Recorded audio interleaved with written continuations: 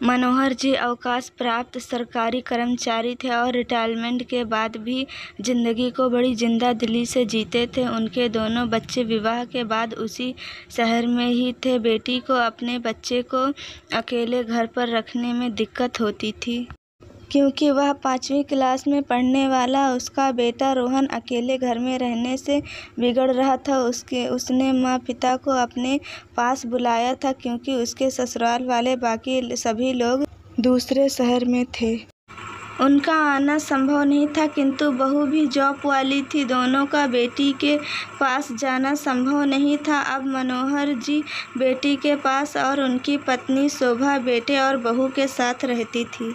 अब मनोहर जी ने रोने धोने के बजाय पत्नी को गर्लफ्रेंड बना लिया था, फेसबुक पर आईडी बना लिया था और दोनों एक दूसरे से चैट करते थे और संडे को टाइम फिक्स करके मिलने निकल जाते थे। अब उनकी 60 की पत्नी उनकी प्रेमिका बन गई थी। दोनों संडे का बेसब्री से इंतजार करते थे, जब बेटी और बहू दोनों घर पर होते थे। मनोहर जी और उनकी पत्नी कभी कभी किसी पार्क में, कभी मंदिर आदि में जाते थे, मिलते थे, एक दूसरे का सुख दुख साझा करते थे। कभी फ्रूट चाट तो कभी कभी लस्सी पीते थे। एक दूसरे की बीपी शुगर की रिपोर्ट भी पढ़ते थे। शाम को दोनों अपने अपने घर की तरफ चल देते थे। ये मिलन उन्हें ऊर्जा से भर देता था। हालांकि उनके हम उम्र दुखी आत्मा सगी साथी उन्हें सुखी देख बहुत चिढ़ते थे। कुछ एक ने कहा भी, यार मनोहर, ये क्या अच्छा लगता है इस उम्र में अलग अलग रहना और पार्क में मिलना।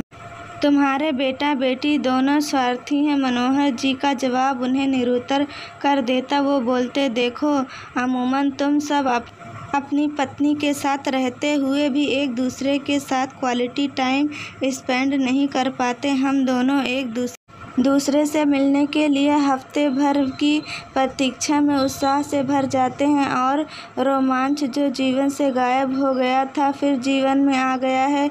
साथ ही अपनी 35 साल पुरानी बीवी के बदले मुझे नई गर्लफ्रेंड मिल गई है, ये तो फायदे का सौदा है। वो हंसते हुए बोलते, फिर अचानक से गंभीर मुद्रा में आकर बोले, यार जिंदगी में परेशानी का आना तो पार्ट ऑफ लाइफ है, लेकिन उसमें भी हंसते हंसते जी जाना आर्ट ऑफ लाइफ है। अब बच्चों को कोसने या किस्मत को रोने से बेहतर मुझे यही विकल्प लगा। सारे मित्र मनोहर जी की बात से सहमत हो गए और वाह वाह करने लगे। कहानी आपको कैसी लगी कमेंट में ज़रूर बताइएगा। मिलते हैं अगली किसी नई कहानी के साथ, तब तक के लिए अल्लाह हाफिज़।